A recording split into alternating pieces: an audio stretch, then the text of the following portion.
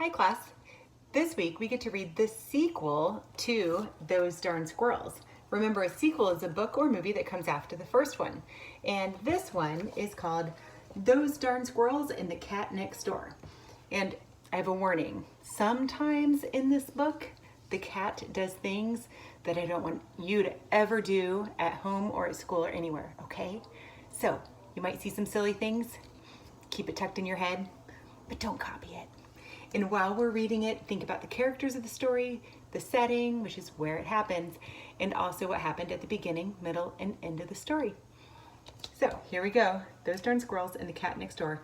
The author was Adam Rubin, and it was illustrated by Daniel Salmieri.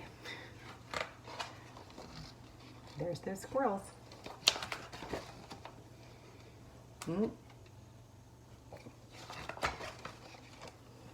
Old Man Fookwire lived in the edge of the forest just outside town. He was a terrible grump, and in the wintertime he was even grumpier than usual. Whenever it snowed, he would shut his eyes tight and think of summer. He missed sunshine, suntan lotion, and weenie roasts. But most of all, he missed the birds who flew south when it got cold. Well, remember how that happened in the first one? During the long, lonely winter months, the only critters left in Fookwire's backyard were squirrels. Now, not many people know this, but squirrels are the champions of the forest. They are craftier than beavers, smarter than foxes, and swifter than rabbits. They are also full of mischief. Do you know what mischief is? It means when you're up to trouble. Doing things you shouldn't be doing. When it got too cold outside, the squirrels would drop in through Fookwire's mail slot and visit him at home. They'd warm themselves by the fire and finish the old man's crossword puzzles. When Fookwire woke up, he'd chase them out with a broom. Then he'd shake his old man fist and yell, "Those darn squirrels!"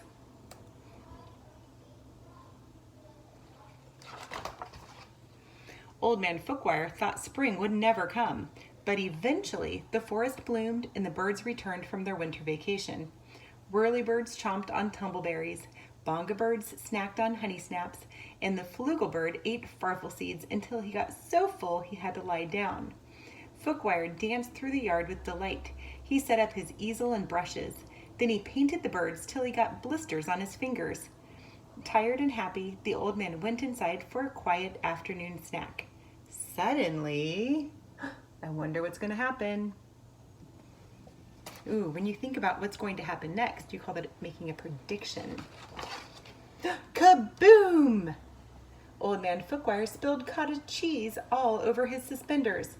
Kablam! The flugelbird fell out of his nest. Kablooey! The squirrels had to restart their annual chess tournament. The noise was coming from the house across the stream. It was the sound of a small woman unloading enormous crates and moving in.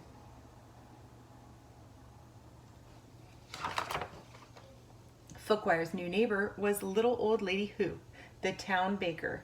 The only thing sweeter than the pies Who baked was the little old lady herself. Everyone in town loved her, but no one could stand her cat Muffins. He was a real jerk. Look at Muffins. Who didn't see things that way. She thought Muffins was a cuddly honey bunny, but after the infamous poodle incident, she decided to move to the forest so that her cat could make some new friends. Oh, look at the cat's face. Does he look friendly? After unpacking her crates, little old Lady Who baked a tumbleberry pie. Then she and Muffins went in to say hello to their new neighbor. Fookwire despised conversation. He despised conversation. That means he did not like conversation. So he hid behind the drapes. The squirrels were scared of the cat, so they hid inside the drain pipes. The birds weren't sure why everyone was hiding, but they stuffed themselves down the chimney just to be safe.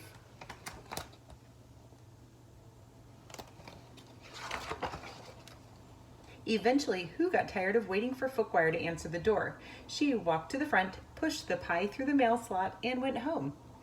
Normally, Old Man Fookwire hated pie, but this one smelled delicious. He took a deep whiff and closed his eyes. When he opened them, the squirrels were licking the plate clean.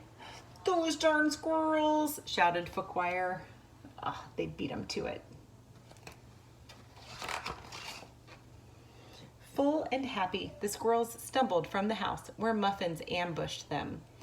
The dastardly cat grabbed one squirrel and gave him a wet willy. Oh no. He snatched another and gave her a noogie. Then he tied two squirrels' tails together. All right, friends, don't do this at home or at school. Luckily, little old Lady Who returned before Muffins could do more. She scooped him up and scratched him under the chin. "Come now, Schnookums," she cooed. "It's time for dinner. You can play with your new friends another day." Oh, that cat's not very nice, is he? The next morning, Muffins burst into the yard, terrifying the birds and interrupting Old Man Footwire's painting. Then the sneaky cat pounced on an unsuspecting group of squirrels and gave them all wedgies. Not an easy thing to do because generally squirrels do not wear underpants. The squirrels were furious. The birds flew up to the treetops and refused to come down. And Old Man Fookwire was so upset he wrote a letter to the mayor to complain about his new neighbors. That cat is a problem. That night, the squirrels held a meeting to figure out what to do about the cat next door. They ate cheese puffs and drank ginger ale to help them think. Finally, they had the perfect plan. So string plus bird plus water equals no cat. They made a plan. When Muffins came over the next day, the birds were feeding peacefully beneath the tree. A wicked smile came over the cat's fluffy face. He wriggled his haunches and launched himself through the air. The frightened birds swooped into the sky, yanking the strings the squirrel had tied to their tail feathers. The strings sprang the trap, and the cat was doused with a gallon of freezing cold water. Muffins let out a furious yowl.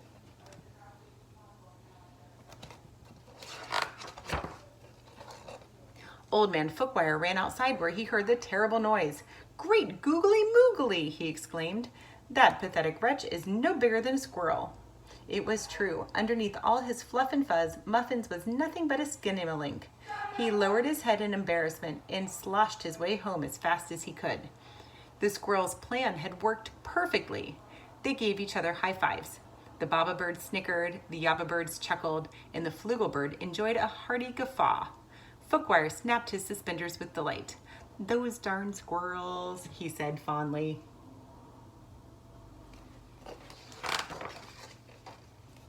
Old Man Fookwire never warmed up to his new neighbors. He was a grump after all, but little old Lady Who became quite good chums with the birds and the squirrels. Each Saturday when the bakery closed, she brought all the unsold cakes and pies and cookies home. She set them out on her picnic table, and everyone gathered for a delicious, fun-filled feast.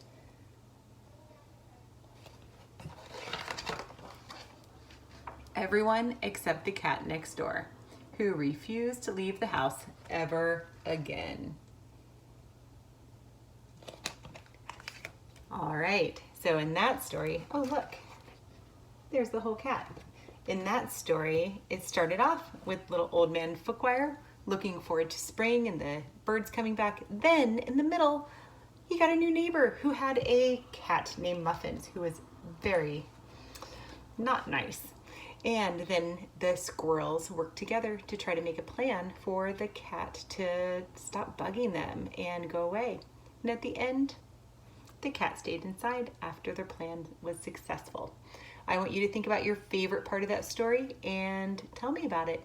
You can do some writing or drawing or use the microphone tool. I want to hear your favorite